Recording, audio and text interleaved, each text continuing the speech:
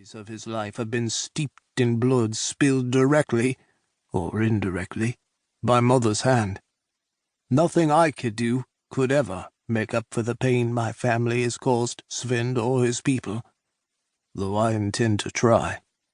It's why I accepted his offer, and why it's time for me to rise now.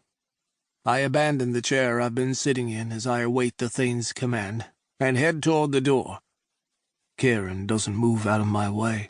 Instead, he plants himself there, an immovable mountain of a man, and stares down at me. "Lugh," he says again. "Are you sure you want to do this? There's no going back." "I know." I grin, hoping it hides my nervousness, and give him an utterly useless push. "But if I take it, I could finally help." "At what cost?" he asks, his voice as low and gentle as the first few times he asked. "You'll never be able to show your face, your true face, among the Sloa again. Wouldn't that bother you?" "Why would it? I don't want to be a legend," I reply, shuddering from the memory of sightless faces following me in halls and brushing against me without warning. Mother's past haunts her still, and I will not create my legacy in her image. "I don't," I repeat, forcing the waver from my voice. "Thane Svend is granting me a position that will give me the freedom to travel the wilds and help anyone I want." "Thane Svend is offering you a long leash," Keiran argues. "He doesn't expect you to help those in the villages.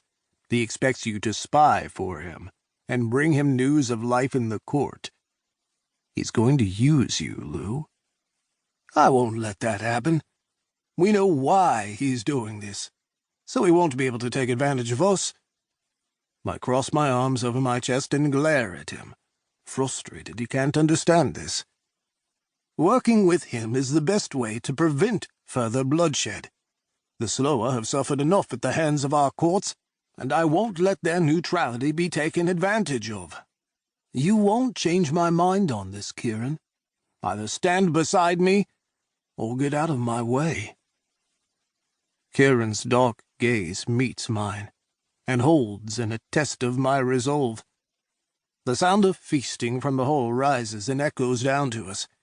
The entire town has turned out for tonight's festivities, though they have no idea how momentous the occasion truly is.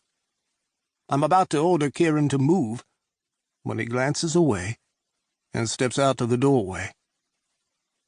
"He expects you to wear a hood, to hide your face," he warns, jaw tight and voice rough. I draw my glamour up in the illusion of a shadowed hood, and move past Keiran before he can change his mind. He follows behind me, a furious shadow, as I make my way out of the private chambers and into the central meeting space of the hall. The crowd quiets when we appear, and Thane Svend rises from his seat with raised hands. His crown, a simple band of patterned iron, rests over his brow and catches the light, reminding all who look at him who has the weight of the Sloa's support, and their military might, at his back.